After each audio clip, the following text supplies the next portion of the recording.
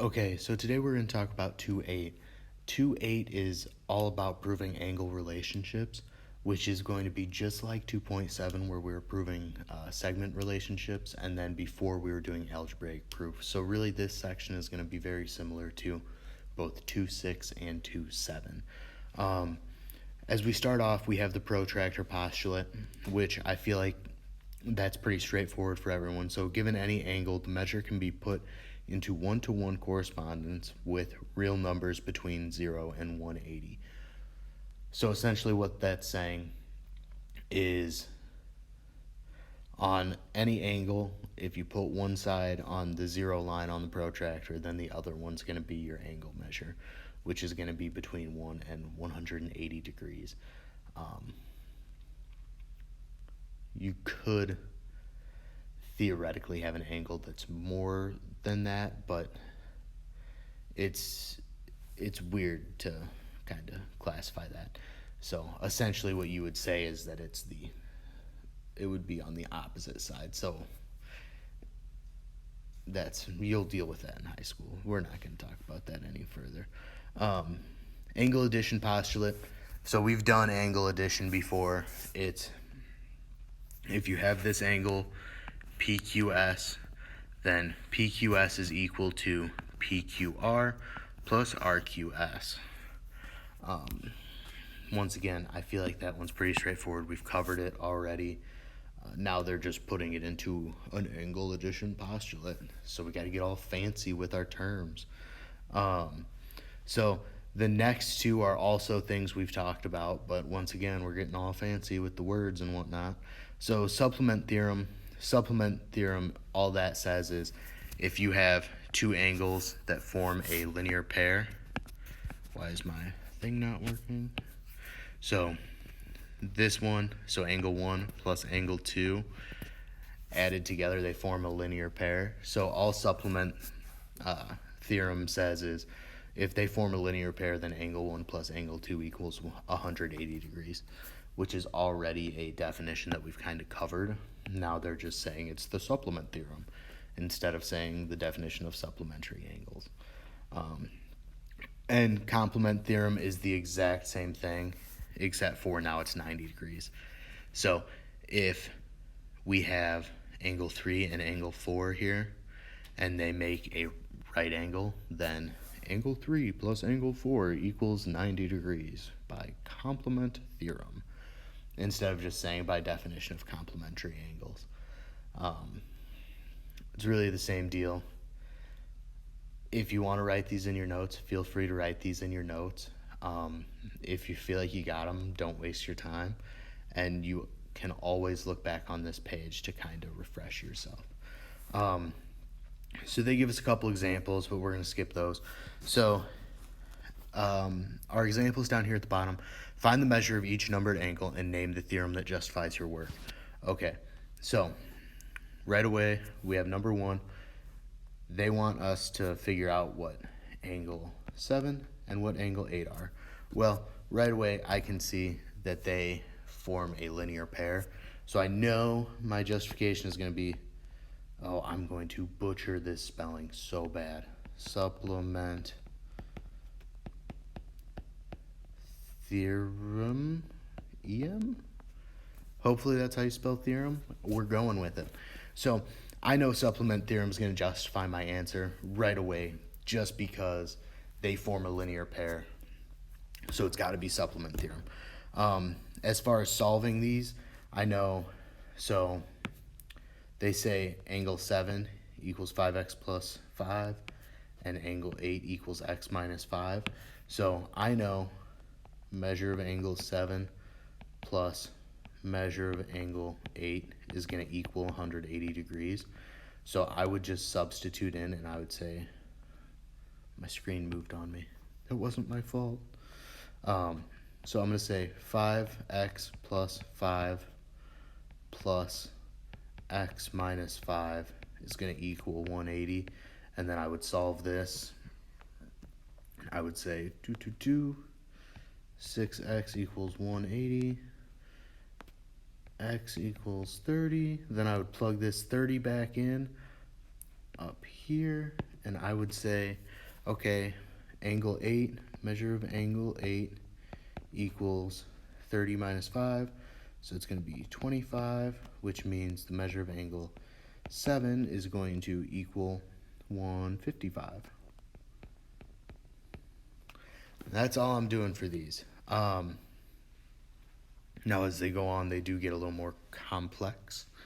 So let's skip number 2 since I kind of made it so there's no room to show work over there anymore. So this one, they want us to find each of the numbered angles again. So we have 11, 12, and 13. Whoa. So I know 11 and 12 are going to be the same, and then 13 and J are going to be the same based on adjacent angles. So let's try,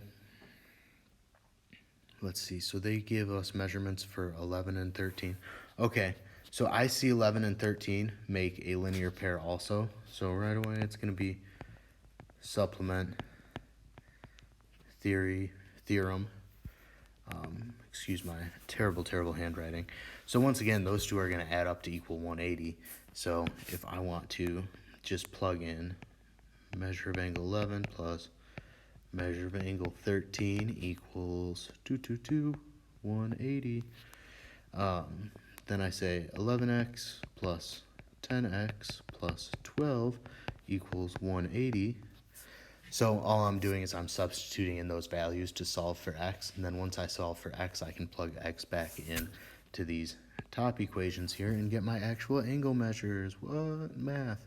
So as I simplify here, I'm left with 21x equals 168.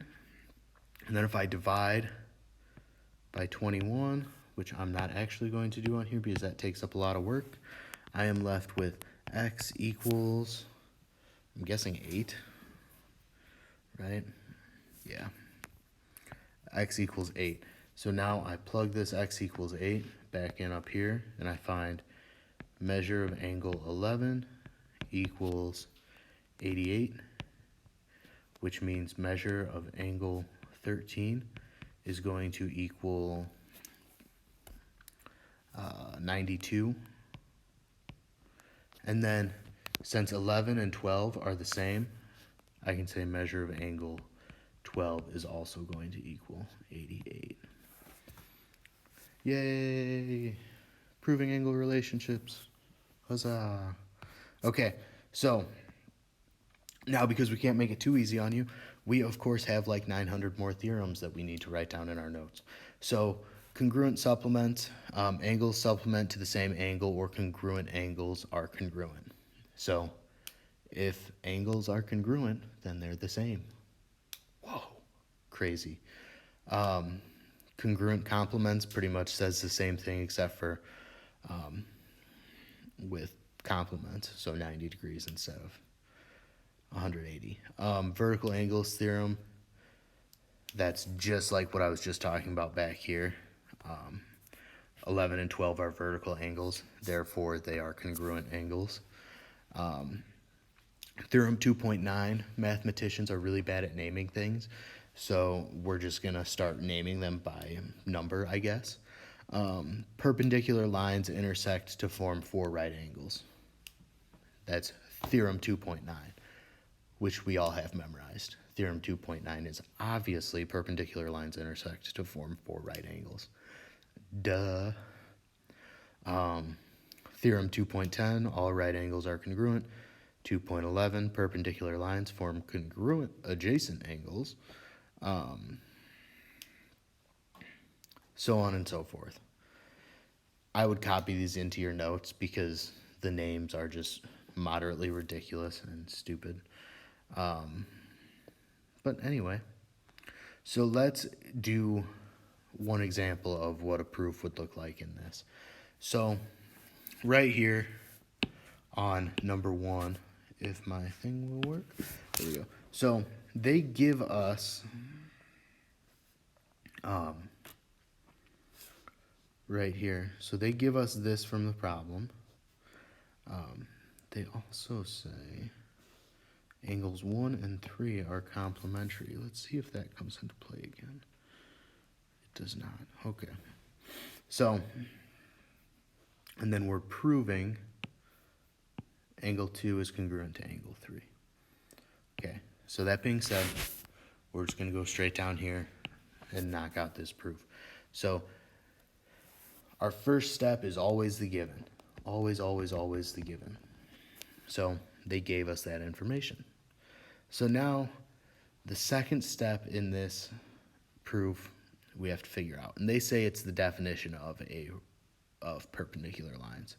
So when I see that, and they gave us that these two are perpendicular here, I'm guessing that what they're telling us is that angle ABC is a right angle. Right angle. Based on the definition of perpendicular lines. So then the next step, they tell us that the measure of angle ABC is 90 by the definition of a right angle. Once again, when they do proofs, they really draw it out. So next thing we have here is measure of angle ABC equals measure of angle 1 plus angle 2. Okay, well, if I remember correctly, earlier we had a angle addition postulate. So right up here, I would say that was our angle addition postulate that they just used on us. So let's go back down and let's just say, well, that must have been the angle. Let's spell angle in a moderately correct way. Angle addition postulate. Okay, so we continue. 90 degrees equals measure of angle 1 plus measure of angle 2. Substitution. So they just substituted in that 90 based on the information that we have. Next thing they do is they tell us that angle 1 and angle 2 are complementary. Yeah, because they equal 90 degrees like we set up here. So that would just be the definition of complementary angles. Okay. Oh, we have our second given. So our second given is this other piece I highlighted up here. So we have angle 1 and angle 3 are complementary. So our last thing,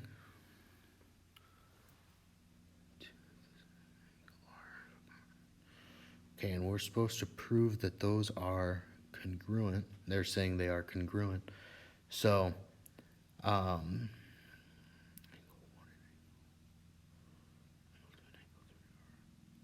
okay, so the angles complementary to the same angle are congruent. Okay, so what we're saying here is since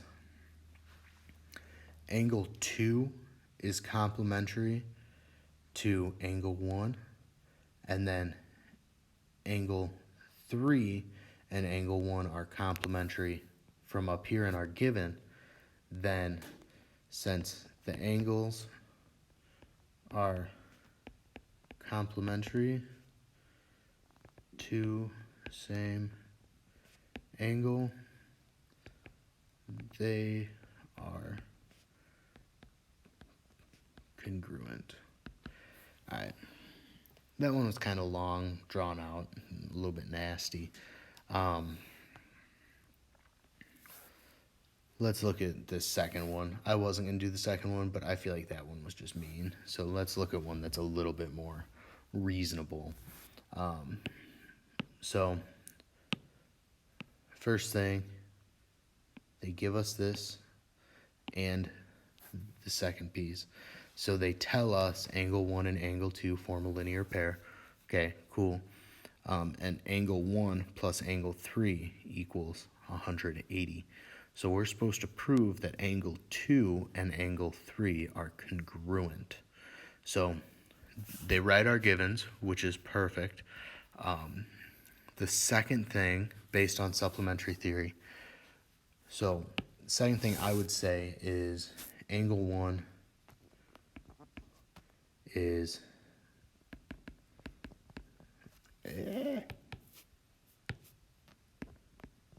supplementary to angle 2. Okay? Because they form a linear pair, then angle 1 is supplementary to angle 2. Then our third thing, so they tell us angle 1 is supplementary to angle 3. And I would say that would be by the definition of supplementary angles. So since angle 1 plus angle 3 equals 180, then of course they're supplementary because supplementary lines add up, or supplementary angles add up to equal 180. And then our last step here, which our last step, hint, hint, is always this prove statement here. So we know it's going to be angle 2 is congruent to angle 3. And the reason they gave us is if angles are supplementary to the same angle or congruent angles, then they are congruent.